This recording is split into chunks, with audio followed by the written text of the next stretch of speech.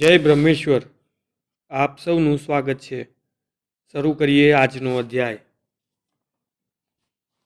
ખપ્પર યુદ્ધ. સાંજનો સમય હતો. હું દુકાનમાં અંદર બેસીને રાસાયણ ક્રિયા અંગેના હસ્તલિખિત પુસ્તકોની યાદી તૈયાર કરી રહ્યો હતો. કારણ કે અમુક સાધુઓ પાસે રાસાયણિક ક્રિયાના પ્રયોગો જોયા પછી આ ક્રિયા વિશેના આધારભૂત પુસ્તકોમાંથી મૂળ તત્વ શોધવા અમુક પુસ્તકો એકત્ર કરી તેની વ્યવસ્થિત યાદી અને ટૂંકી નોંધ તૈયાર કરવા પ્રયત્નો આદરેલા હતા. એ જ સમયે બહાર એક માણસે આવીને મારા વિશે પૂછા કરતાં મેં તેને અંદર આવવા જણાવ્યું. તેણે અંદર આવી મને સમાચાર આપ્યા. હું સાકરબાઈ ધર્મશાળામાંથી આવું છું. ત્યાં એક મહાત્મા પધારેલ છે અને તમને બોલાવી લાવવા મને અહીં મોકલેલ છે. આ પ્રકારના પ્રસંગો મારા માટે નવા નહીં હોય. મેં સહજ રીતે પૂછ્યું, કોણ છે, ક્યાંથી આવે છે, શું નામ છે? જવાબમાં આવનાર માણસે કહ્યું, એ વિશે હું કંઈ જ જાણતો નથી, પણ આવતાની સાથે જ તે મહાત્માએ ધર્મશાળાના વ્યવસ્થાપક સાથે ઝઘડો કરેલો અને જબરજસ્તીથી રૂમની વ્યવસ્થા કરાવેલ. ઉગ્ર સ્વભાવના હોય એમ જણાય છે. હું ઘણીવાર વિચાર કરી રહ્યો કોણ હશે, છતાં ત્યાં રૂબરૂ જવા વધુ સારું અનુકૂળ રહેશે એમ વિચારી ધર્મશાળાએ પહોંચ્યો. વ્યવસ્થાપક મારાથી પરિચિત હતા. મેં તેઓને મહાત્મા વિશે માહિતી પૂછી. તેમણે તેમના ઉપર વીતેલ તકલીફનું વર્ણન કરી અસંતોષ જાહેર કર્યો. મને તેમના માટે સદભાવ હતો, કારણ કે તેઓ ઉંમરલાયક સેવાભાવી માણસ હતા. મેં તેમને સાંત્વના આપતા મહાત્મા કયા ઉતારો અપાયો છે તે વિશે પૂછા કરી. તેમણે એક છોકરાને મારા સાથે મોકલીને મહાત્માને જ્યાં રૂમ આપી હતી ત્યાં મને લઈ જવા સૂચના આપી. હું મહાત્મા પાસે ગયો. દરવાજા પાસે જઈ બહારથી જ ઓમ નમો નારાયણ કર્યા.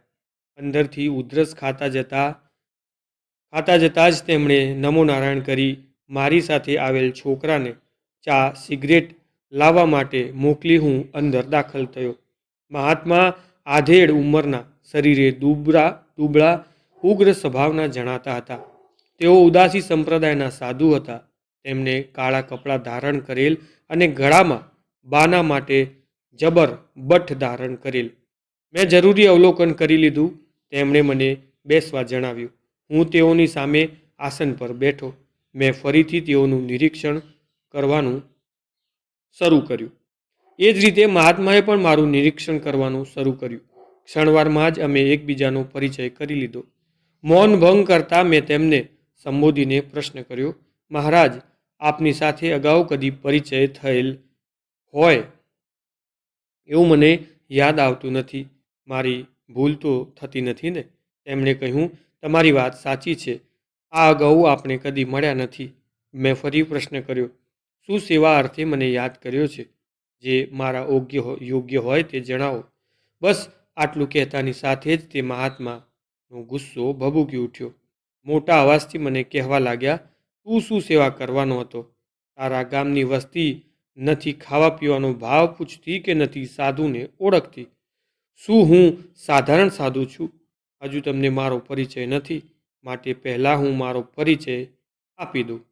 મોટેથી બરડા પાડીને બોલતા હોવાથી પેલા વ્યવસ્થાપક અને અન્ય આવેલા ઉતારુઓ ત્યાં એકત્ર થઈ ગયા. મહારાજનું ઉગ્ર ભાષણ ચાલુ જ હતું. તેમણે આગળ બોલવાનું જણાવ્યું.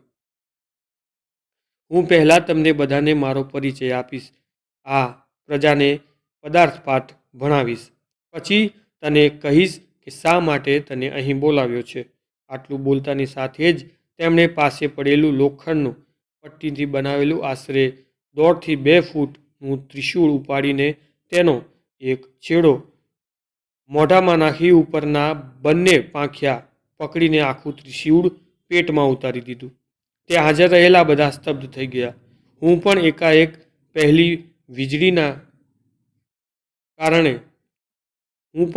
પડેલી વીજળીના કારણે વિચારશૂન્ય થઈ ગયેલો. હું મૂંઝવણમાં પડી ગયો કે આ મહાત્માને ઓળખતો નથી, કાંઈ પરિચય નથી, તો મારી પાસે આ મહાત્મા ક્યાંથી આવી ચડ્યા અને આમ એકાએક આવો ચમત્કાર બતાવવાની શું જરૂર? એ દરમિયાન ત્યાં હાજર રહેલ 2-3 ભાઈઓ આગળ આવીને કાકલુદી ભર્યા સ્વરમાં મહારાજને સંબોધીને કહેવા લાગ્યા, હશે મહારાજ, અમે તો અભૂત કહેવાઈએ, ભૂલ થઈ ગઈ, માફ કરો. એક ભાઈ મારી તરફ નિર્દેશ કરીને બોલ્યા, છોરું કછોરું થાય પણ તમે તો માવતર છો, તમારે જાતું કરવું જેવું. આ બધું દ્રશ્ય જોઈ મને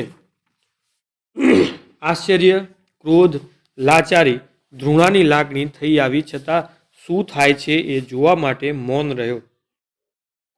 લોકોની વિનંતીથી મહારાજે ત્રિશૂળ જે મોઢા વાટે પેટમાં ઉતાર્યું હતું તે બહાર ખેંચી કાઢ્યું. તેમનો ગુસ્સો 1 ડિગ્રી વધ્યો. તે બધાને સંબોધીને બરેડા, હજુ ફક્કડ તમોને ભેટ્યા નથી.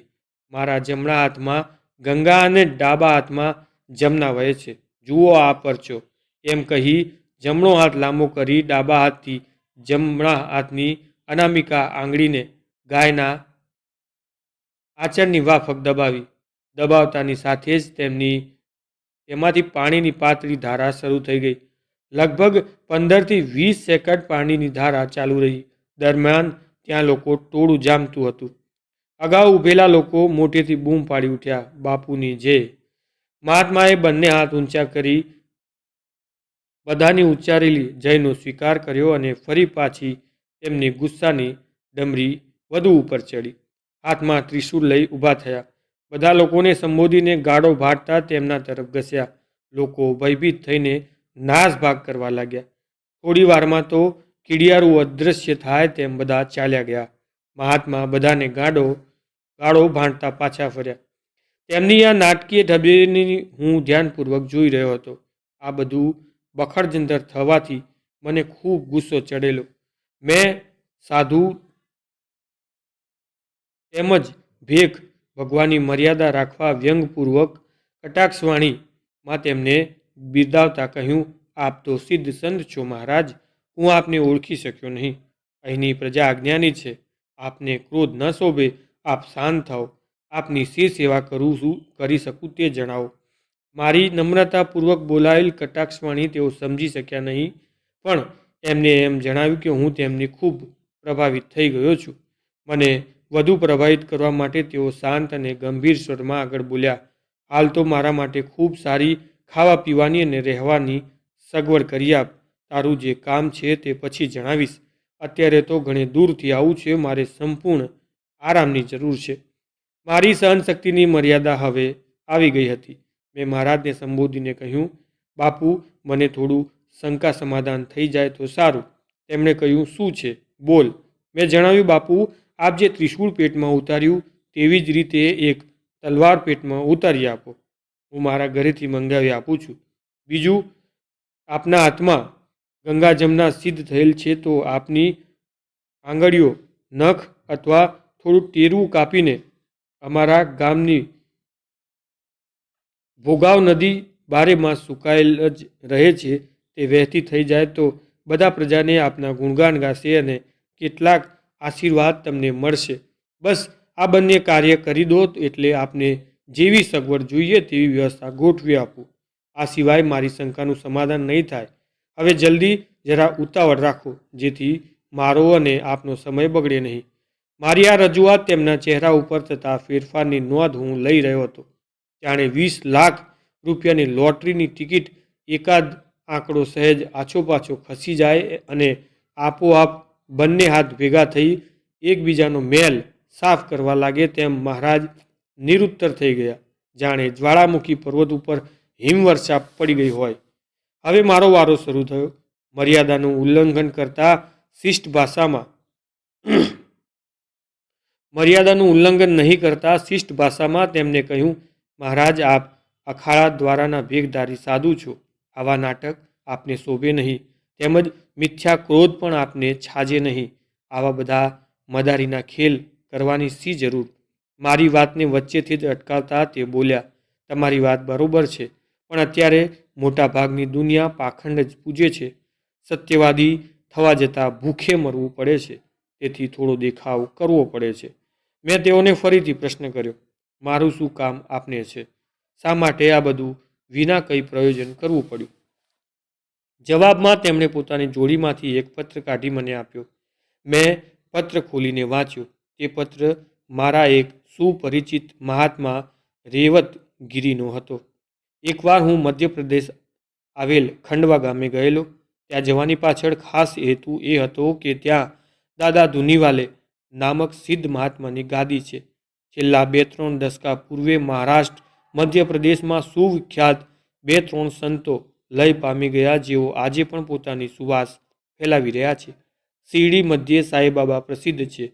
સેવાંગ ખાતે ગજાનન બાબાનું આસન છે. તેઓ પણ મહાન સિદ્ધ ભજનાનંદી પુરુષ હતા.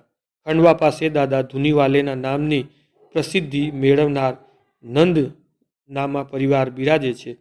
એ ભૂમિ ઉપર સાધુ સંતોની હાજરી હંમેશા રહે છે. દર્શન મેળો પણ ચાલ્યા જ કરે છે. ખંડવામાં રેવતગીરીજી સાથે પરિચય થયેલો.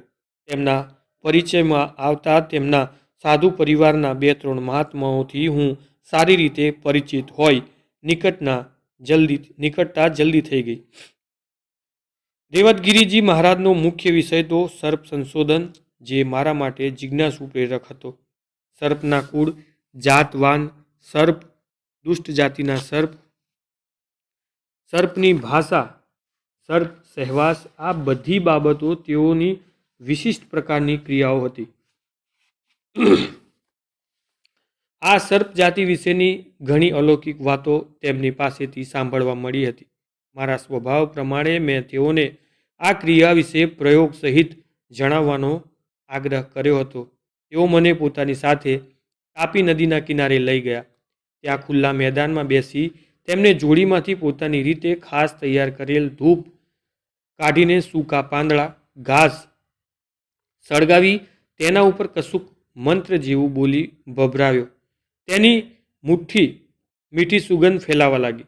થોડી જ વારમાં ચારે દિશામાંથી જુદા જુદા રંગના, આકારના, જુદી જુદી લંબાઈ અને કદના સર્પો અમારી તરફ આવતા દેખાયા. મને થોડો સળવળાટ થયો. તેમણે કહ્યું, ગભરાશો નહીં, આ બધા મારા મિત્રો છે. હમણાં બધાને ખબર સમાચાર પૂછી લો, પછી તેઓ ચાલ્યા જશે. આશરે 15-20 સર્પ તેમની આજુબાજુ થોડા અંતરે ગોઠવાઈ ગયા. સર્કસના સિંહ વાઘના ખેલમાં રિંગ માસ્ટર જેમ ચહેરાના જુદા જુદા હાવભાવ કરે, તેમ તેમણે હોઠના, નાકના, ચહેરા હાવભાવથી તથા જુદા જુદા અવાજથી સર્પો સાથે વાતચીત શરૂ કરી. હાવભાવ કર્યા બાદ કોઈને કહેતા, કેમ બેટમજી, ક્યાં રહો છો? કોઈને કહેતા, મારા કામનું ધ્યાન રાખજો. કોઈને કહેતા, કેટલુંક રોકાણ છે. આ પ્રમાણે બધા સર્પો સાથે અડધો કલાક ચર્ચા કરી બધાને કહ્યું, ચાલો પધારો, ફરીને મળીશું. આટલું કહેતા જ બધા પોતપોતાની રસ્તે રવાના થઈ ગયા. આ પ્રકારનો અનુભવ મારા માટે પ્રથમ જ હતો. મને ખૂબ આશ્ચર્ય થયું. મેં તેમને કહ્યું, આજના આ વિજ્ઞાન યુગમાં આ બધું સી રીતે શક્ય હોઈ શકે? આ કાર્યની પાછળ કઈ વિદ્યા, કયો નિયમ કામ કરે છે? તેમજ આ વિદ્યાનો ઉલ્લેખ કયા ગ્રંથમાં છે? આ ક્રિયાની પાછળ આપનું પ્રયોજન શું? આ પ્રકારે સર્પ સહવાસના લાભાલાભ વિશે મને સંતોષકારક રીતે સમજણ આપો. રેવતગીરી હસીને બોલ્યા, જુઓ, વિજ્ઞાન યુગ સાથે સર્પને અથવા સાધુને કંઈ વિશેષ લાગતું વળગતું નથી. આ વિદ્યા અનાદિ સમયથી ભારત વર્ષમાં જુદા જુદા પ્રકારે પ્રવર્તે છે. ભગવાન શંકર આ વિદ્યાના પ્રણેતા ગણાય છે. આ વિદ્યાને ભુજંગ છત્રાના નામથી ઓળખવામાં આવે છે. અપ્રભંશ થઈને ઘણા લોકો નાગ છાતા તરીકે ઓળખાવે છે. પૂર્ણ પુરુષોત્તમ યોગેશ્વર ભગવાન શ્રી કૃષ્ણ 16 કળા, અષ્ટસિદ્ધિ, નવનિધિ તેમજ અન્ય વિદ્યાઓના પૂર્ણ જ્ઞાતા હતા. તેમણે કલયુગનું ગર્વખંડન આ વિદ્યાના પ્રયોગથી જ કરેલું. આ સર્પ જાતિના દેવજાતિ, સિદ્ધ જાતિ, નાગ જાતિ, શ્રાપિત, પ્રેત યોનિ, પિતૃજાતિ તેમજ અન્ય શુદ્ધ જાતિઓનો સમાવેશ થાય છે. દેવજાતિ, સિદ્ધ જાતિ અને નાગ જાતિના સર્પો કોઈ પણ રૂપ ધારણ કરી શકે છે અને સર્પોને મંત્ર, પૂજા, નૈવેદ્ય દ્વારા પ્રસન્ન કરી શકાય છે. પિતૃજાતિને ઓલ કરારથી પ્રસન્ન કરવામાં આવે છે. બાકીની કનિષ્ઠ જાતિઓને કાષ્ટદાયક ક્રિયાથી કાબૂમાં રાખી ઇચ્છિત કામગીરી લેવામાં આવે છે. આ એક સિદ્ધ સાધના છે. આ સર્પો દ્વારા અમોને દરેક સમાચાર મળી શકે છે, ગુપ્ત અગર પરિસ્થિતિ જાણી શકાય છે, તેમજ દંડ શિક્ષા કરવામાં પણ ઉપયોગમાં લઈ શકાય છે. એટલું જ નહીં, સમય આવે તો આર્થિક પ્રશ્નોનો ઉકેલ પણ દિવ્ય જાતિના સર્પ દ્વારા લાવી શકાય છે. તેમણે જુદા જુદા ઘણા પ્રસંગો કહીને તેમજ અમુક પ્રમાણો સાબિત બતાવીને મારી જિજ્ઞાસાને સંતોષકારક રીતે શાંત કરી. બસ ત્યારથી તેઓની સાથે સ્નેહ સંબંધ થઈ ગયેલ. વર્ષે એકાદ વાર અમારી મુલાકાત થઈ જતી, ક્યારેક આકસ્મિક રીતે, ક્યારેક ઈચ્છાપૂર્વક. રેવતગીરી મહારાજ પાસે બનારસમાં આ ઉદાસી મહાત્મા જઈ ચડેલા અને અમુક દિવસો સાથે રહેવાથી, અરસપરસ વાર્તાલાપ થવાથી ઉદાસી મહારાજે રેવતગીરીને કહ્યું કે તમે મને ગમે તે રીતે જરખના ચામડાની વ્યવસ્થા કરી આપો.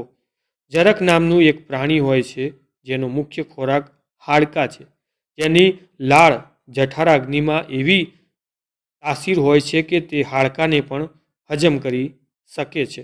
કારણ કે તમે જંગલમાં ફરો છો, જેથી તમોને ખ્યાલ હોય છે કે કઈ દિશામાં જંગલમાંથી જરખ મેળવી શકાય.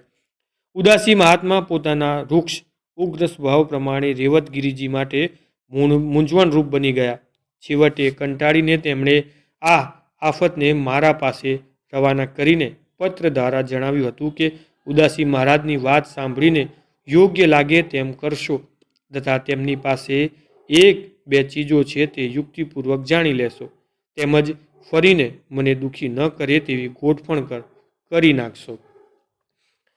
પત્ર વાંચી લીધા પછી મેં મહારાજને પૂછ્યું, હવે આપ જણાવો શું કામગીરી માટે મારે બજાવવાની છે. તેમણે મારી સામે જોઈને આશ્ચર્યથી વાત જાહેર કરી કે મારે ગમે તે ભોગે જરખનું ચામડું જોઈએ છે, એ માટે જ હું તમારી પાસે આવ્યો છું. હું આ કામ માટે તૈયારી બતાવું છું કે નહીં તે માટે તેઓ વ્યગ્રતાથી મારી સામે જોઈ રહ્યા હતા. મેં થોડીવાર વિચાર કરીને તેઓને જણાવ્યું, આ કાર્યને ગતિમાન કરવામાં એકાદ અઠવાડિયાનો સમય લાગશે. હું તપાસ શરૂ કરાવું છું. એ દરમિયાન આપ અહીં રહો. જમવાની વ્યવસ્થા અહીં જ ગોઠવી આપું છું. કાંઈ જરૂરી કામ હોય તો માણસ મોકલીને મને જાણ કરશો. આ પ્રમાણે તેઓને આશ્વાસન આપી ત્યાંથી બહાર નીકળીને ઘર તરફ રવાના થયો.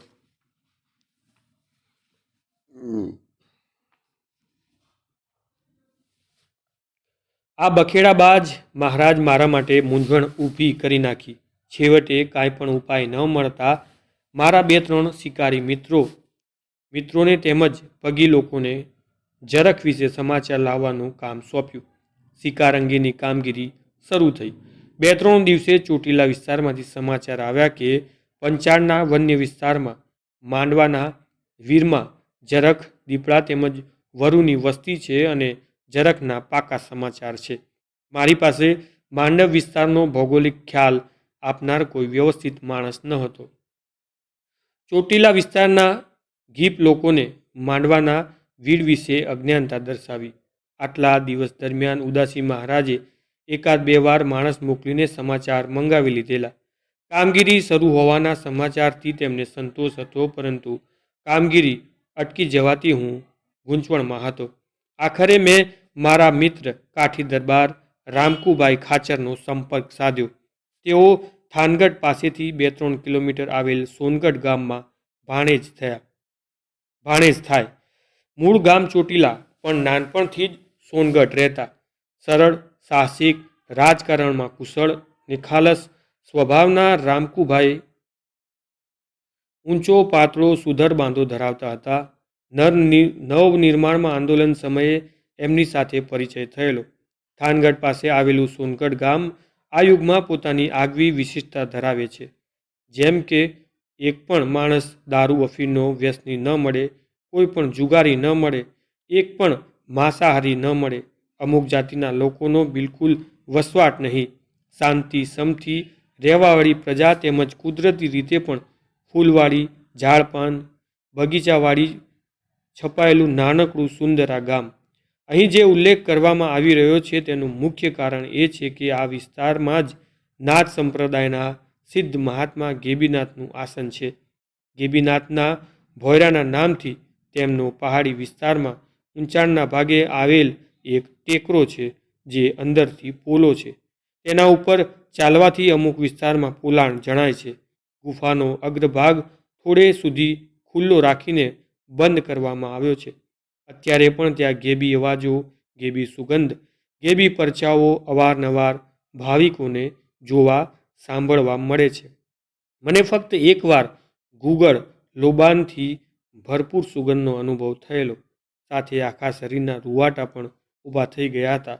અહીં આસપાસનો વિસ્તાર અનેક પ્રકારના ધાર્મિક સ્થળોથી છવાયેલો છે, જેનો ઉલ્લેખ આગામી પ્રસંગોપાત કરીશું. ગેબીનાથ વિશેની આધારભૂત માહિતી મને મળી નથી, પણ નાથ સંપ્રદાયના જૂના સાધુઓને પૂછપરછ કરવાથી એટલું જાણવા મળે છે કે જાલંધરનાથના તેઓ ગુરુભાઈ હતા. પાંચાળ તપોભૂમિ હોય અહીં તપસ્યા કરતા હજુ તેમનું અસ્તિત્વ છે એમ સંપ્રદાય માને છે. જે પ્રમાણે નવનાથ 84 સિદ્ધ ગિરનાર ક્ષેત્રમાં બિરાજમાન છે, તેમાં એક બે વિભિન્ન મતો જાણવા મળે છે કે તેઓનું અમુક સમયે એકત્ર થવાનું સ્થાન ગિરનાર છે. અન્યથા આ નવનાથ અને 84 સિદ્ધ સંપૂર્ણ ભરતખંડમાં ગુપ્ત રીતે ભ્રમણ કરે છે, તેમજ સતત રીતે હિમાલયના યોગીઓ અને સિદ્ધોના સંપર્કમાં રહે છે. ભારત વર્ષમાં ચાલતી દરેક પ્રકારની સારી કે ખરાબ પ્રવૃત્તિઓનું અવલોકન ગુપ્ત યોગી અને સિદ્ધો કરતા હોય છે. આ બાબત અંગે વિસ્તૃત ચર્ચા આગળ કરીશું, નહીં તો વિષયાંતર થશે. રામકુભાઈને મળીને તેમને બધી વિગતથી વાકેફ કર્યા. મારી પરિસ્થિતિ જોઈને તેઓ પણ ધર્મ સંકટમાં મુકાયા, કારણ કે સોનગઢના કાઠી દરબારો આગળ ભગત શબ્દ વપરાય છે, જેથી હિંસા ક્રૂરતામાં તેઓ પ્રેરાય નહીં, તેમજ બીજા કોઈ દુષ્કૃત્ય કરતા હોય તો તેને ગમે તે ભોગે અટકાવે. ઘણી ચર્ચા અને વાર્તા વિવેચન બાદ હું તેમને સાથે લઈ જવા માટે તૈયાર કરી શક્યો. અમે દિવસ નક્કી કર્યો તે મુજબ હું તૈયારી સાથે દિવસના ભાગમાં જ આવી જઈશ. મારા આવ્યા પછી ઘોડા લઈને દિવસે શિકાર અંગેની જગ્યા, ચઢાણ, ઢાળ, ઝરખનો આવવા જવાનો વિસ્તાર વગેરે જોઈ લેવું. તે પ્રમાણે રાત્રે ગોઠવાઈ જવું. આ પ્રમાણે નક્કી કરી હું પાછો ફર્યો. નિયત કરેલા દિવસે જતા પહેલાની રાતે ઉદાસી મહારાજને મળી બધી વાતથી વાકેફ કર્યા. તેઓ મારી કાર્યક્ષમતાથી સંતુષ્ટ હતા. મારા તરફથી વાત પૂરી થયા બાદ તેમણે પ્રસ્તાવ મૂક્યો, હું પણ સાથે આવીશ. મારું સાથે આવવું અનિવાર્ય છે, કારણ કે મરેલ ઝરખના ચામડા ઉપર મારું કાર્ય સિદ્ધ નહીં થાય એ વર્જ્ય છે. ઝરખના શરીરમાં પ્રાણ હોય ત્યારે અમુક મંત્રથી તેને અભિમંત્રિત કરી તેના પેટના ભાગને ચીરીને ચામડું તાત્કાલિક ખેંચી લેવું જોઈએ. તો જ તમારી મહેનત અને મારું કાર્ય લેખે લાગે, નહીં તો તમને પાપ લાગે અને મારે બીજો ઝરખ શોધવો પડે. તેમના પ્રસ્તાવથી અને પાપ પુણ્યની સમજણ આપવાથી હું ઘડીભર સમસમી ઉઠ્યો. વ્યર્થ વાર્તાલાપમાં પડવામાં કરતાં પડ્યું પાનું નિભાવવામાં વિચારી તેઓને વહેલી સવારે ટ્રેન દ્વારા જવાનું સમજાવી પાછો ફર્યો. સવારે નિત્યકર્મ પરવારી નવદુર્ગા દેવીનું સ્તુતિ સ્મરણ કર્યું. જરૂરી સામગ્રી કમર થેલામાં ભરી એલજી તથા એસજીની કારતૂસોના કમરપટ્ટાને વ્યવસ્થિત તપાસી લીધો. કબાટ ખોલીને મારી વફાદાર 12 બોર બંદૂક ઉપર હાથ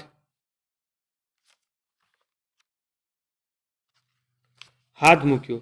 ક્ષણવારમાં ભૂતકાળના શિકાર પ્રસંગો, બંદૂક નહીં ઉપાડવાનો નિર્ણય, મૌન, આંસુ, એ બધું જ ચિત્રપટની જેમ નજર સમક્ષ તરી આવ્યું.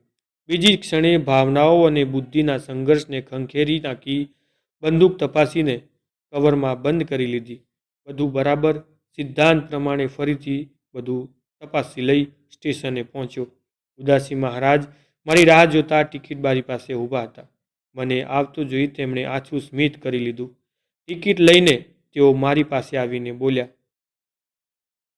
મને સારા શુકન થયા છે, આપણું કામ સફળ થશે. જવાબમાં મેં કહ્યું, મને સારા શુકન નથી થયા. કાર્ય માટે તથા સલામતી માટે મને શંકા છે.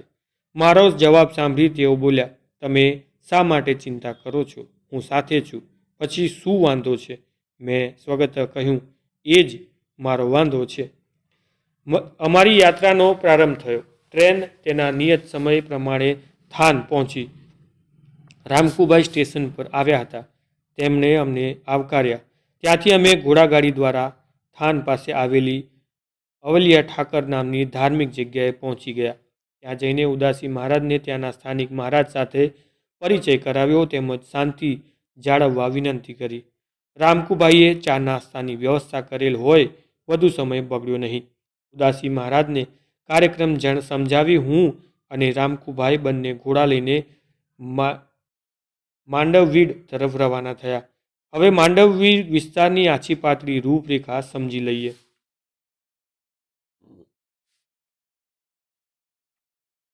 પંચાળ ભૂમિને ઇતિહાસકારોએ ઘણી જ પુરાતન તપોભૂમિ તરીકે ઓળખાવી છે.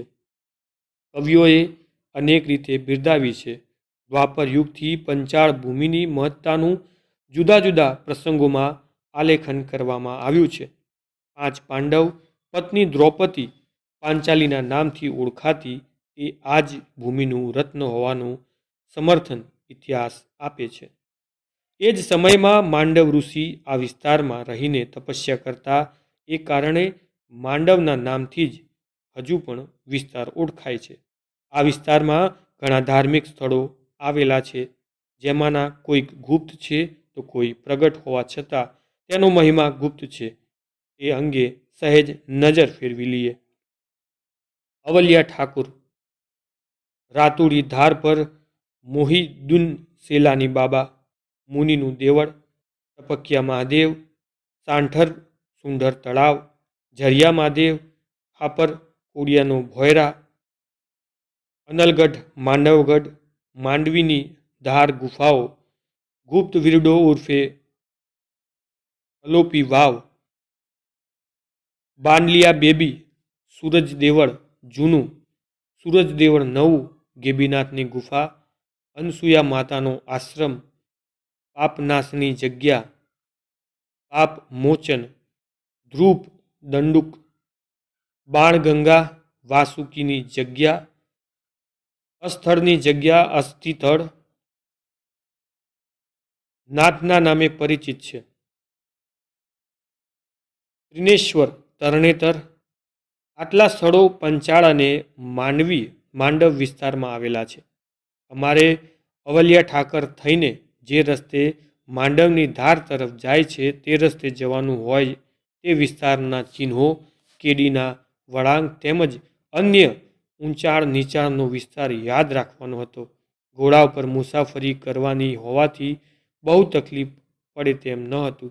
આશરે 3-4 કિલોમીટરનું અંતર અવલિયા ઠાકર અને માંડવની ધાર વચ્ચે છે. જે વિભાગ મારું શિકાર કરવાનું કાર્યક્ષેત્ર હતું તે વિસ્તારની સારી રીતે જાત માહિતી મેળવી લીધી. ઝરખના રહેવાના સ્થળ જે ભોણ કહેવાય છે તે 2-3 ધ્યાનમાં આવ્યા. તેમાં એક સ્થળ સુરક્ષિત ઓળ આડવાળું જણાતા તેના ઉપર પસંદગી ઉતારીને ત્યાં સુધી પહોંચવાનો રસ્તો યાદ કરી લીધો. આ સિવાય બીજો કોઈ પ્રાણી અગર વીંછી, સર્પ આદિ જીવજંતુ તરફથી સાવચેતી રાખવી પડે કે કેમ તે પણ સ્થળ જોયા પછી નક્કી થઈ ગયું કે વરુ સિવાય બીજું પ્રાણી વિશે ખાસ સાવધાની રાખવાનું રહેતું નથી. બધી જ જરૂરી માહિતી લઈને સાંજ સુધીમાં અમે બંને અવલિયા ઠાકર પાછા ફર્યા. હળવા નાસ્તા સાથે ચાની વ્યવસ્થા કરી ઉદાસી મહારાજને સાથે બેસાડી રાત્રિના શિકારની યોજનાની આછી રૂપરેખા તૈયાર કરવાની શરૂઆત કરી. મેં અને રામકુભાઈએ યોજના સંપૂર્ણ રીતે જોઈ તપાસીને ઉદાસી મહારાજને સમજાવતા કહ્યું, આ કાર્ય પૂરું થાય અને તમે કહો કે હવે અમે અમારી જવાબદારીમાંથી મુક્ત છીએ, પછીની બધી કામગીરી આપે જ સંભાળવાની રહેશે. ઉદાસી મહારાજે અકળામણ અનુભવતા પૂછ્યું, તમે શું કહેવા માંગો છો તે સ્પષ્ટ કહો. મેં ચોખવટ કરી કે ઝરખનો શિકાર થઈ ગયા પછીની બધી જ કામગીરી આપશ્રીએ સંભાળવાની રહેશે. અમે અમારી ફરજ પૂરી થશે. તેમને સંમતિમાં આછું કામચલાઉ સ્મિત કરીને કહ્યું, પછીનું બધું જ કામ મારે જાતે જ કરવાનું છે. રામકુભાઈનો માણસ ઘોડો લઈને પાછો ફર્યો. અમે બંને ચા નાસ્તો લઈ સિગરેટ સળગાવી. સાંજ પડી ચૂકી હતી. કૃષ્ણ પક્ષના શરૂઆતના દિવસો હોય. ચંદ્રનું આછું તેજ ફેલાતું હતું. અમે નિયત કરેલ સમય પ્રમાણે 8 વાગ્યે અવલિયા ઠાકરથી માંડવીડમાં જવા માટે રવાના થઈ ગયા. મેં 12 બોગની બંદૂકની બંને ચોક સિલિન્ડર બેરલોલમાં એલજી તથા બુલેટ કારતૂસનો લોડ કર્યા. રામકુભાઈને અગાઉથી જ આપેલ સૂચના પ્રમાણે તેમને એક મજબૂત બરછીની વ્યવસ્થા કરી રાખેલ. તેમજ મારી પાસે ડબલ એક્સપ્રેસનું ટ્રેગર હતું. ટ્રેગર એટલે કટારને મળતું આવતું તીક્ષ્ણ ધારવાળું હથિયાર. આ પ્રકારના આડ હથિયાર એટલા માટે સાથે રાખવા જરૂરી હોય છે કે ઘણીવાર શિકારના પ્રસંગોમાં એવું બનતું હોય છે કે ફાયર ન થાય અથવા બંદૂકના કાંઈ મિકેનિકલ ફોલ્ટ થઈ જાય અને તે જ વખતે હિંસક પ્રાણી સામે મંડાણ હોય. એમ હુમલાને ખાંડવા તથા સ્વજ બચાવ માટે આડ હથિયાર અને ટૂંકા ગાળાના હથિયાર જેવા કે કટાર, જમૈયો, ડ્રેગર વડે અણીનો ઘા ચૂકાવી શકાય છે અને પળ ચૂક્યા પછી પણ ઘણી મોડી આવે છે. રામકુભાઈ પાસે બરછી હતી. ઉદાસી મહારાજ પાસે એમનું 2.5 ફૂટિયું ત્રિશૂળ હતું જેનો તેઓ સ્વબચાવમાં ઉપયોગ કરી શકશે એમ માનતા હતા. જંગલ વિસ્તાર શરૂ થતો હતો. મેં ઉદાસી મહારાજને સૂચના આપી, કંઈ પણ કુદરતી હાજત હોય તો તેનાથી પરવારી લો તથા જંગલ વિસ્તારમાં દાખલ થયા પછી મોઢેથી બોલવું નહીં, ઉધરસ ખાવી નહીં, ખોખોરા ખાઓ, નાક સાફ કરવું વગેરે અવાજો ન કરવા તેમજ બીડી, સિગરેટ, ચલમ, દિવાસળી સળગાવવી નહીં. તેમણે મારી સૂચનાઓ અર્થ સમજવાની તકલીફ વિના પોતાના વન્ય વિસ્તારના જ્ઞાનને જાહેર કરવા મને જણાવ્યું, હું જંગલનો જ વાસી છું. તમારા કરતાં વધુ સારી રીતે જંગલના નિયમોને હું જાણું છું. મારી ચિંતા કરશો નહીં. ઉદાસી મહારાજના અડોડાઈ ભર્યા વર્તનથી રામકુભાઈ સહેજ ખીજાઈને કંઈક કહેવા જતા હતા કે મેં ઈશારાથી તેમને મૌન જણાવ્યું. અમારી સફર માંડવીડમાં યોગ્ય ગતિએ આગળ વધવા લાગી. ઝાડી, પથ્થર, ખાખરા, જંગલથી ઘાસથી માર્ગ ન કલ્પી શકાય એવો પથરાયેલો હતો. દિશા અને અનુમાન આધારથી નિયત જગ્યાએ પહોંચવાનું હતું. રામકુભાઈ સાથે હોવાથી ભૌગોલિક પ્રશ્નની મૂંઝવણ ન હતી. ક્યારેક કંઈક શંકા જેવું જણાતા ટોર્ચથી જોઈ લઈને શંકાનું સમાધાન કરીને આગળ વધી જતા હતા. આસપાસની ઝાડીમાં સંતાયેલ સસલા અમારા પગરવથી ડરીને એકાએક દોડ કરીને ચોંકાવી દેતા હતા. તો તરફનું દ્રશ્ય જાણે પોતાનું એક આગવું ગંભીર રૂપ ધારણ કરીને શિકારની ગંભીરતા અંગે સચેત રહેવાનું સૂચન કરી રહ્યું હતું. પવન, ગંધ, પ્રાણી પશુના નાના મોટા અવાજો, વાતાવરણ આ બધી બાબતોથી હું ટેવાયેલો હોવાથી સતર્કપણે નિશ્ચિત થઈને બંને સાથે આગળ વધી રહેલો હતો. અમે ત્રણેય જણા ઊંચાણ નીચાણ તેમજ સપાટ વિસ્તાર પસાર કરીને ધાર એટલે કે જ્યાં પથ્થરોની ખોપ જેવા આકારની ગુફાઓ છે તેની નજીક પહોંચી ગયા. અહીંથી સાવચેતીપૂર્વક આગળ વધવાનું હોય. મેં ફરીથી સૂચના આપી દીધી. મૌન રહેવા ઉપર વધુ ધ્યાન આપવા જણાવ્યું. અમારા નિયત કરેલા સ્થળ ઉપર અમે જઈ પહોંચ્યા. અમારે જ્યાં બેસવાનું હતું તે ભાગ અને જ્યાંથી ઝરખને પસાર થવાનું હતું તે જગ્યા વચ્ચે આશરે 30 વારનું જ અંતર હતું. અમારી બેસવાની જગ્યા ઊંચાણ પર હતી જે અમારા માટે લાભદાયક હતી. જગ્યાને સહેજ સાફસૂફ કરી અમે બેઠક લીધી. અમારી પીઠ તરફ થોડે જ દૂર ખાખરાના 2 સારા એવા ઝાડ હતા જેની ઓથના કારણે અમે સંતાઈને બેસવાની જરૂર ન લાગી. સમય લગભગ 11 થવા આવ્યો હતો. અમારી ત્રણેયની છ આંખો ઝરખના આવવા જવાના રસ્તા ઉપર અને તેના રહેઠાણ તરફ મંડાયેલી હતી. સમય પસાર થવા લાગ્યો. ઝરખના કાંઈ પણ ચિહ્નો જણાતા ન હતા. ઉદાસી મહારાજ કંટાળો અનુભવી રહ્યા હતા. અમે સૌ ઈશારાથી જરૂરી વાતો કરી લેતા હતા. હું આજુબાજુનું ઝીણવટપૂર્વક નિરીક્ષણ કરી રહ્યો હતો. ઝરખ વિશે વિચાર આવતા હતા કે તે વહેલો નીકળી ગયો હશે, નહીં તો નીકળવાનો હોય, કે પછી તે પોતાના ખોરાક પાણીની વ્યવસ્થા અમારા આવ્યા પહેલાં જ પરવારીને સૂઈ ગયો હશે. આવા વિચારોમાં સમય પસાર થઈ રહ્યો હતો. લગભગ 3 વાગવાનો સમય થવા આવ્યો હતો. ઉદાસી મહારાજની આંખો ઊંઘથી ઘેરાઈ રહી હતી. હું અને રમકુભાઈ પણ સહેજ કંટાળો અનુભવી રહ્યા હતા. આ દરમિયાન આશરે 50થી 60 વારના અંતરે આવેલા ઢોળાવ પર કંઈક હિલચાલ થતી દેખાઈ. મેં દૃષ્ટિને કેન્દ્રિત કરી. સસલા તેતરની દોડાદોડથી ઝરખનું આગમનનું સૂચવતી હતી. મેં કાન સરવા કરી રામકુભાઈને સંમતિ લેવા ઈશારાથી દિશા સૂચન કર્યું. તેમણે પણ ધ્યાનપૂર્વક જોઈને ઈશારાથી મારી વાતને સમર્થન આપ્યું. મેં તેમને અગાઉ આપેલું સૂચન પ્રમાણે તૈયાર થવાનો ઈશારો કર્યો. તેમણે 10 સેલની પોઈન્ટ ફોક્સ સિગ્નલ ટોર્ચને દિશામાં ગોઠવી જ્યાંથી ઝરખ આવી રહ્યો હતો. મારી સૂચના મળતા જ ટોર્ચ ચાલુ કરવાની હતી. મેં ઉદાસી મહારાજને શાંત અને સાવધ રહેવાની સૂચના આપી. આસ્તેથી બંદૂક ઉપાડી પોઝિશન લીધી. બંને હેમર ખેંચ્યા. સામેથી આવતું પ્રાણી ઝરખ છે એમ તેના ચાલવાની ઢબ પરથી નક્કી થઈ ગયું હતું. દરેક ચોકસાઈ વિશે એક ઝડપી વિચાર કરી લીધો. એમાં પવન પ્રતિકૂળ હતો. અમારા તરફથી પવન ઝરખની દિશામાં જઈ રહ્યો હતો. અલબત્ત પવન એકધારી દિશા પકડીને ગતિમાન ન હતો. તે અવ્યવસ્થિત રીતે જ ફૂંકાઈ રહ્યો હતો. છતાં મારે મન તે ચિંતાનો વિષય હતો. ચિંતા એટલી જ હતી કે પવનના કારણે અમારી હાજરીનો જો ઝરખને ખ્યાલ આવી જાય તો તે છટકી જાય અને મહેનત તથા મહારાજ માથે વળે. ઝરખ ફાયરિંગ પોઝિશન રેન્જમાં આવતાની સાથે જ મેં રામકુભાઈને ઈશારો આપ્યો. તેમણે ટોર્ચ ચાલુ કરીને સીધી જ ઝરખની આંખો પર ગોઠવી દીધી. ટોર્ચના પ્રકાશમાં તે સંપૂર્ણ સ્પષ્ટ દેખાતો હતો. પૂરા કદનો યુવાન ઝરખ ખોરાક ચારો કરીને પાછો આવતો હોય તેમ જણાતું હતું. હવે વિલંબ કરવાનો નહીં હોય. મેં ટ્રિગર ઉપર આંગળી મૂકીને ફાઇનલ પોઝિશન ફિક્સ કરી. હજુ ટ્રિગર દબાવું તે પહેલાં જ અમે બધા બેઠા હતા. તેની જમણી તરફથી ટોર્ચના પ્રકાશમાં દેખાઈ શકે એ રીતે એક માનવ આકૃતિ ઉપસ્થિત થઈ. તેણે આવતાની સાથે જ પડકાર કર્યો, ચેત, ચેત! તેણે જોરથી કરેલા પડકારથી પરિસ્થિતિ એકાએક બદલાઈ ગઈ.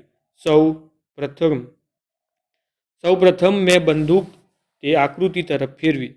મારી સાથે જ રામકુભાઈની ટોર્ચ તેના તરફ સ્થિર થઈ. આ દરમિયાન ઝરખને છટકવાની તક મળતા જ તે ગાયબ થઈ ગયું. વ્યવસ્થિત આયોજન એક પળમાં જ ખોરવાઈ ગયું અને નવી જ અણધારી આફત સામે આવી ઊભી રહી. તે એક અઘોરી મહાત્મા જણાતા હતા. તે દિગંબર અવસ્થામાં હતા. જમણા હાથમાં લાંબુ અને મજબૂત લોખંડનું ચળકતું ત્રિશૂળ હતું. ડાબા હાથમાં એક જીવતો સર્પ લપેટાયેલો હતો. વૃક્ષ ભૂરા લટુરિયા જેવી જટા દાઢી મૂછમાં ચહેરો એટલો ઢંકાયેલો હતો કે આંખો અને નાક સિવાય માથાનો ભાગ પણ પૂરો દેખાતો ન હતો. એમના ચહેરા ઉપર ટોર્ચનો પ્રકાશ ફેંકવા છતાંય તેમની મોટી માંજરી કીકીવાળી લાલ આંખો સ્થિર જ હતી. એકાએક આ પ્રસંગથી હું મૂંઝવાઈને થોડો ભયભીત થઈ ગયો. એમની સામે બંદૂકની નાળી રાખીને ઘણી જ ઝડપથી વિચારી રહ્યો હતો કે આ દેવ હશે, રાક્ષસ, પ્રેત, પિશાચ કે વેતાળ હશે? શું હશે? મને અને રમકુભાઈને ક્ષણવાર માટે આજુબાજુની પરિસ્થિતિનું પણ ધ્યાન રહ્યું નહીં. તે મહાત્મા 2-3 ડગલા આગળ વધીને ફરી મોટા અવાજે બોલ્યા, ચલા બંદૂક! એમના અવાજથી મેં અનુમાન કર્યું કે આ જંગલમાં રહેનાર કોઈ અઘોરી મહાત્મા છે. મેં બંદૂક નીચે મૂકી દીધી અને રામકુભાઈ પાસેથી ટોર્ચ લઈને તેમનું નખશીખ અવલોકન કર્યું. મારી આ ચેષ્ટાથી ઉદાસી મહારાજ ખીજાયા. તેઓ પોતાનું ત્રિશૂળ હાથમાં ઉપાડી જુસ્સાથી ઊભા થયા અને 3-4 ડગલા આગળ વધીને સામો અવાજ કર્યો, કોણ હે? સામેથી કંઈક પ્રત્યુત્તર મળ્યો નહીં. એટલે ઉદાસી મહારાજ થોડા વધુ જુસ્સાથી ત્રિશૂળ ઉછાળતા આગળ વધ્યા અને અટકી જઈને ફરીથી મોટા અવાજે બોલ્યા, કોણ હે? સામેથી આગળ વધ્યા અને અટકી જઈને ફરીથી મોટા અવાજે બોલ્યા, કોણ હે? સામેથી અઘોરી મહાત્માએ જવાબ દીધો, નીચે આકે બાત કર. સામેના મહાત્માનો અવાજ સાંભળીને ઉદાસી મહારાજ હિંમતપૂર્વક આગળ વધીને નીચે ઉતરવા લાગ્યા. હું અને રમકુભાઈ ઘડીભર એકબીજા સામે જોઈ રહ્યા. રમકુભાઈએ કહ્યું, શું કરીશું? ઝડપથી નિર્ણય લેવો જરૂરી છે. શું કરવું તે નિર્ણય લેવો મારા માટે પણ અઘરું કામ હતું. સમય ગુમાવવો પણ પાલવે તેમ ન હતું. છેવટે હું બંદૂક લઈને ઊભો થયો. ઉદાસી મહારાજ સાથે જવું પડશે એમ જણાવી હું ઉદાસી મહારાજ તરફ આગળ વધ્યો. રામકુભાઈ પણ મારી સાથે જ આગળ વધ્યા. ઉદાસી મહારાજ અને અઘોરી મહારાજ વચ્ચે હિન્દી ભાષામાં ચર્ચા વિવાદ થયેલ એ અહીં ગુજરાતીમાં રૂપાંતરણ મૂકેલ છે. અઘોરી મહાત્માએ ઉદાસી મહારાજને સંબોધીને કહ્યું, જ્યાં હું રહું છું ત્યાં કોઈ પણ પ્રાણીને મારવાનો કોઈને અધિકાર નથી. તમે તમારું અનિષ્ટ ન ઈચ્છતા હો તો અહીંથી પાછા ચાલ્યા જાઓ. ઉદાસી મહારાજે વળતો જવાબ આપ્યો, અમને અહીંથી ચાલ્યા જવાનું અને ધમકી આપી પોતાનો અધિકાર બતાવનાર કોણ છો તમે? અઘોરી મહાત્મા, હું કોણ છું તે જાણવાનું તમારામાં સામર્થ્ય નથી. માટે એ જાણવા કરતાં તમે સત્વરે અહીંથી ચાલ્યા જવાનું જાણો એ જ તમારા માટે હિતાવહ છે. ઉદાસી મહારાજ, હું અહીં મારું કાર્ય કરવા માટે આવ્યો છું. તમારી આજ્ઞાનું પાલન કરવા નથી આવ્યો. હું ઝરખ લઈને જ જઈશ. અઘોરી મહાત્મા, ઝરખ લઈને જતા પહેલાં તમે અહીંથી જઈ શકશો કે કેમ તે વિચારી લો. ક્યાંક એવું ના થાય કે તમારા સેવકો તમારી રાહ જોઈને બેસી રહે અને તમે અહીં જ રહી જાઓ. ઉદાસી મહારાજ, હવે વધુ સમય ખરાબ કરવા છતાં તમે તમારા આસને પધારો. અમને અમારું કામ કરવા દો. અઘોરી મહાત્મા, જ્યાં સુધી હું અહીં છું ત્યાં સુધી કોઈ પણ પ્રાણીને મારી નાખવું તે તમારી શક્તિ મર્યાદા બહારની વાત છે. તમે જો જીવાડી નથી શકતા તો મારવાની કઈ શક્તિ તમારા આધારે વાત કરો છો? ઉદાસી મહારાજ, તો તમે મારવા જીવાડવાની બંને શક્તિઓ ધરાવતા હોવ તેમ લાગો છો, ખરું ને? કંઈ ઝવેરાત છે કે ખાલી બાંગડા જ ફૂંકો છો? ઉદાસી મહારાજે મસ્કરી કરી એટલે અઘોરી મહાત્મા ખીજાયા. તેઓ ગુસ્સે થઈને બોલ્યા, જો આ ખપ્પર નીચે જમીન ઉપર મૂકું છું. એમ કહી તેમણે ખભા ઉપરથી દોરી વડે બાંધેલ ખોપરી જમીન ઉપર મૂકી. પછી બોલ્યા, આ ખપ્પરને જો તમે તમારી પાસે બોલાવી લો તો હું તમારો શિષ્ય થઈને રહીશ, નહીં તો તમારે મારા શિષ્ય થઈને રહેવું પડશે. થાવ તૈયાર. ઉદાસી મહારાજ પણ ઉશ્કેરાઈ ગયા. તેઓ બોલ્યા, મંજૂર છે. ટોર્ચના પ્રકાશમાં હું અને રામકુભાઈ આ સાઠ મારી જોઈ રહ્યા હતા. હવે શું થશે એ જોવાનું હતું. જમીન પર મૂકેલી ખોપરી અમારા માટે ભવિષ્યમાં બનનારા ઘટનાનું જાણે કારણરૂપ પ્રતીક હતું. ઉદાસી મહારાજે નીચે પડેલી ખોપરી સામે દ્રષ્ટિ કરીને હોઠના અમુક ફફડાટ સાથે કંઈક મંત્ર ભણી ફૂંક મારી, પણ ખોપરી એમને એમ જ પડી રહી. ફરી તેમણે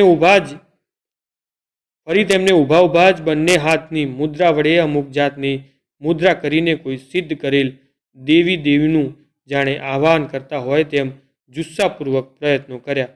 પરિણામ શૂન્યમાં જ રહ્યું. છેવટે તેમના 2.5 ફૂટિયા ત્રિશૂળની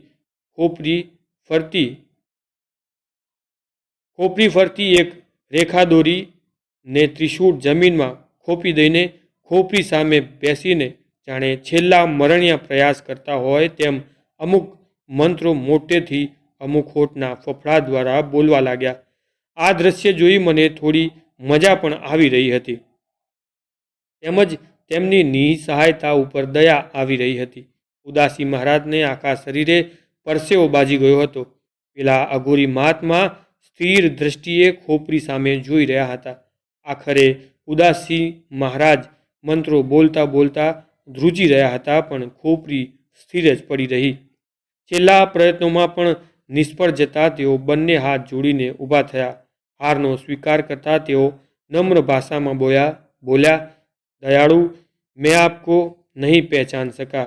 છતાં ઉદાસી મહારાજે પોતાની શંકાના સમાધાન માટે છેલ્લો પાસો ફેંક્યો. મહાત્મા, તમારું ખપ્પર તો મારી પાસે ન આવ્યું, પણ મારું ખપ્પર તમે જો બોલાવીને તમારી પાસે લઈ લો તો શંકાનું સંપૂર્ણ સમાધાન થઈ જાય. અઘોરી મહાત્માની માંજરી આંખો સહેજ હસી. તેઓ બોલ્યા, મૂકો નીચે. ઉદાસી મહારાજે પોતાનું કાળું ખપ્પર ખોપરી પાસે મૂક્યું અને કુતૂહલપૂર્વક જોવા લાગ્યા. મારા માટે અલબત્ત નવા પ્રકારનો પ્રસંગ જરૂર હતો, પણ આશ્ચર્ય ઓછું હતું. રામકુભાઈ ભય, કંટાળો, આશ્ચર્યની મિશ્ર લાગણીથી ચાલી રહેલા પ્રસંગને ધ્યાનપૂર્વક જોઈ રહ્યા હતા. અઘોરી મહારાજે ઘડીભર ખોપરી સામે સ્થિર દ્રષ્ટિથી જોયું, પછી તેને સંબોધીને કહ્યું, ચલ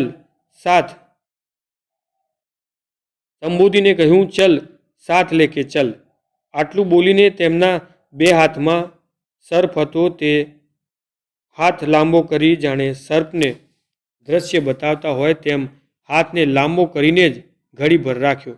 ટોર્ચના પ્રકાશમાં સર્પની આંખો પાણીદાર મોતી માફક ચમકી રહી હતી. તે જીભને વારંવાર બહાર કાઢી પોતાનું મોઢું પહોળું કરી જાણે કંઈક કરી રહ્યો હતો. એ શું કરી રહ્યો હતો તે સ્પષ્ટ સમજાયું નહીં. પછી આપોઆપ પાછો હટીને હાથ ઉપર વીંટળાઈ ગયો. સર્પના હાથ ઉપર વીંટળાઈ જવાની સાથે જ અઘોરી મહાત્મા કોઈને કંઈ કહ્યા વિના પીઠ ફેરવીને ચાલતા થયા. તેમના ચાલતાની સાથે જ ખોપરી પણ પાછળ ચાલતી થઈ અને ઉદાસી મહારાજનું ખપ્પર પણ ચાલતું થયું. અઘોરી મહાત્મા હાથમાં ત્રિશૂળ ફેરવતા અને સર્પને ખભા ઉપર બેસાડીને બસ ચાલતા જ થઈ ગયા. અમે ત્રણેય મૂર્તિવત થઈને એકબીજા સામે જોઈ રહ્યા હતા. શું કરવું તે સમજાતું ન હતું. જો કે આ પ્રસંગ સાથે અમારે ખાસ અંગત નિસ્બત ન હતી, છતાં ઉદાસી મહારાજ દોડીને તેમની પાછળ ગયા. અઘોરી મહાત્માનો રસ્તો રોકી આડા ફરીને વિનંતીપૂર્વક કહેવા લાગ્યા, મહાત્મા દયાળુ, જે બનવાનું હતું તે બની ગયું. મને આપની મહત્તાનો અને મારી નાદાનિયતનો બરોબર ખ્યાલ આવી ગયો છે. આપે પણ ભેખનું બાનું પહેર્યું છે, મેં પણ પહેર્યું છે. જો ભગવાન ભેખની મર્યાદાને લોપશે તો પછી પેલું પાલન કરી દરિયાદિલી કોણ સ્થાપિત કરશે?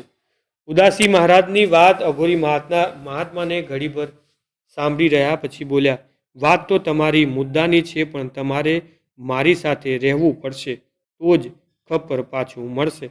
અહીં આપણે થોડી માહિતી લઈ લઈએ.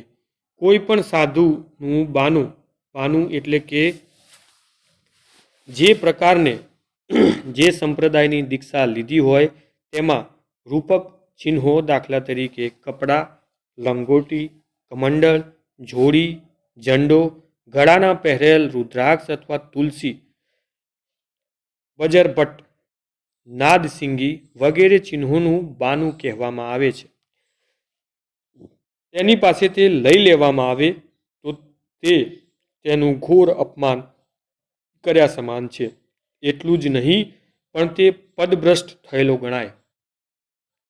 સાધુ સમાજમાં તેમજ અંગત રીતે ઘણું શરમજનક ગણાય છે.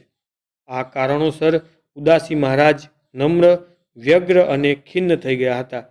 તેમણે અઘોરી મહાત્માની શરત કબૂલ મંજૂર રાખી. અઘોરી મહાત્માએ પોતાના ત્રિશૂળને પોતાના ખભા પર ટેકવી જમણો હાથ લંબાવીને ખોપરીને હાથ ઉપર રાખી જવા સૂચન કર્યું. તરત જ નીચે પડેલી ખોપરી કૂદીને અઘોરી મહાત્માની હથેળી ઉપર આવીને બેસી ગઈ. જેમ કોઈ કુશળ બાજીગર ભમરડાને દોરીથી ફેંકી જમીનને અડે તે પહેલાં જ તેની હથેળીમાં લઈ લે તેમ ખોપરી આવીને હથેળીમાં બેસી ગયેલી જોઈને મને અને રામકુભાઈને ખૂબ આશ્ચર્ય થયું. ઉદાસી મહારાજ પોતાની નીચે પડેલ ખપ્પરને જોઈ રહ્યા. અઘોરી મહાત્માએ તેને પણ સૂચન કર્યું. તે ખપ્પર પણ કૂદીને ઉદાસી મહારાજ પાસે આવી ગયું.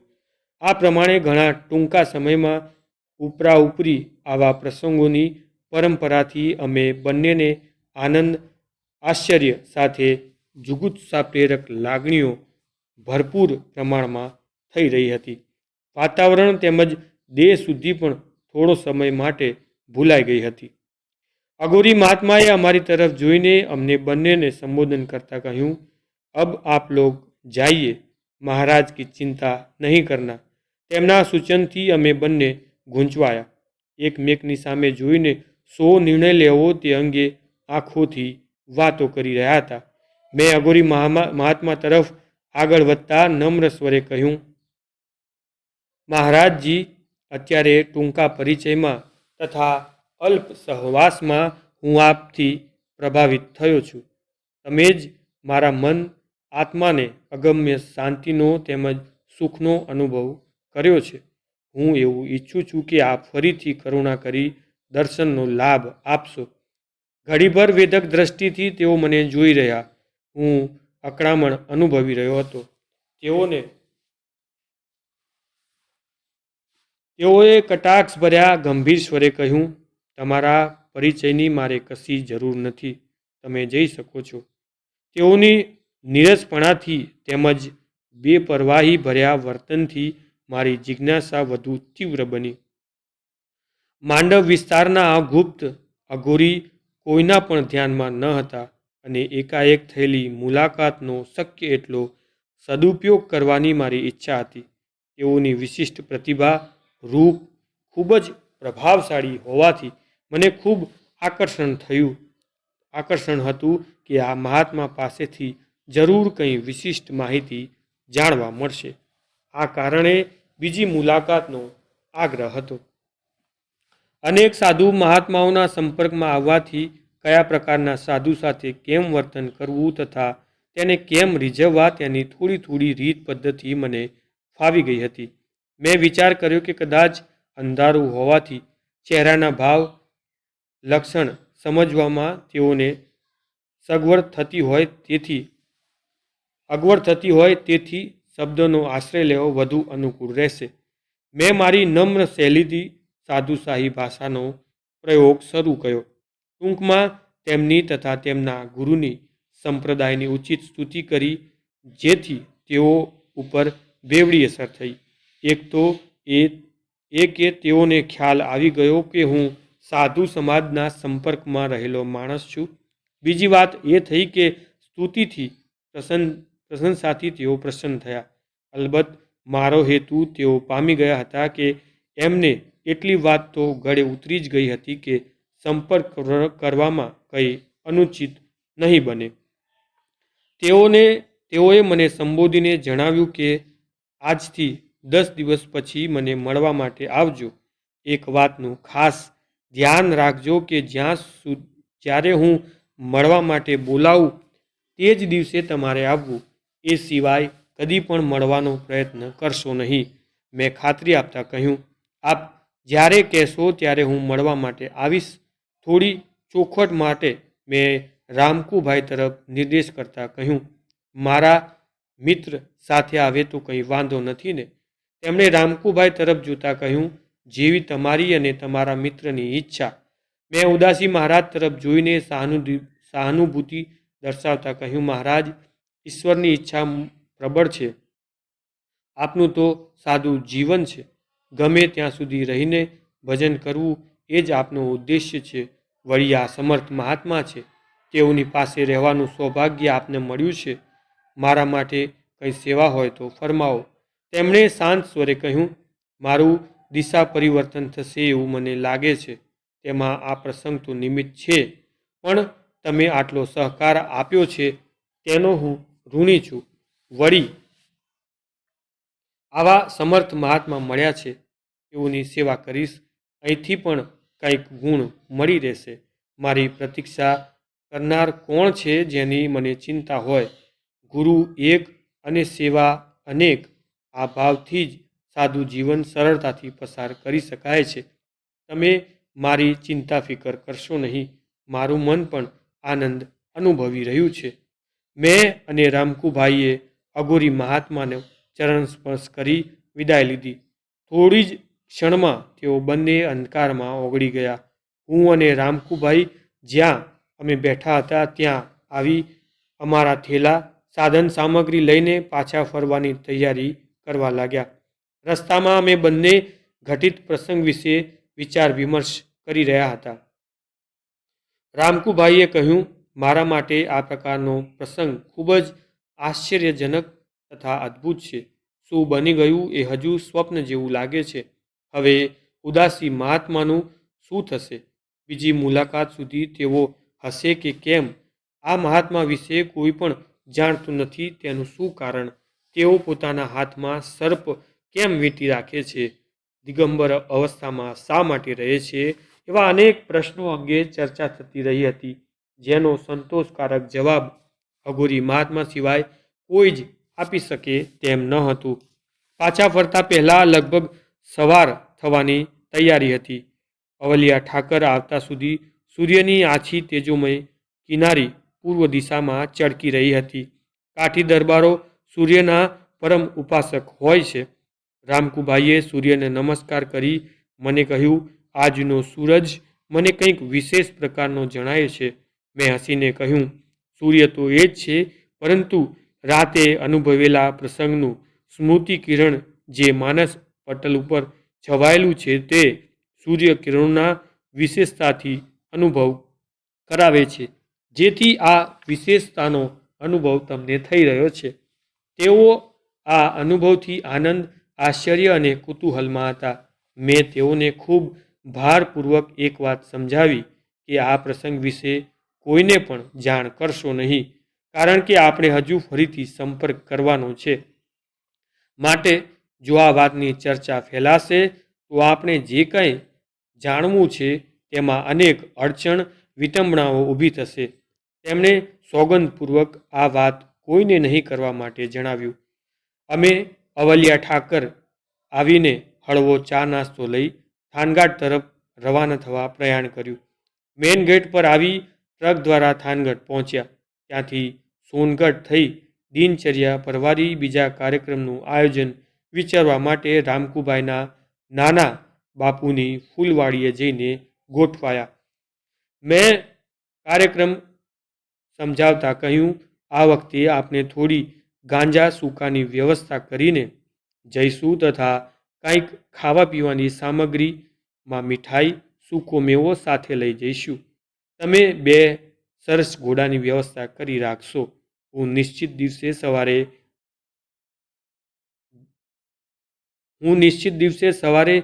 જનાતમાં આવી જઈશ. આ વાત સંપૂર્ણ ગુપ્ત રાખશો.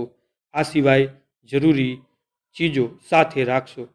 આ પ્રમાણે યોજના ગોઠવીને હું ત્યાંથી રવાના થયો. બપોરની ટ્રેનમાં સુરેન્દ્રનગર પાછો ફર્યો. આજનો આ અધ્યાય અહીં જ સમાપ્ત કરીએ છીએ. મળીશું આવતા અધ્યાયમાં. ત્યાં સુધી જય બ્રહ્મેશ્વર.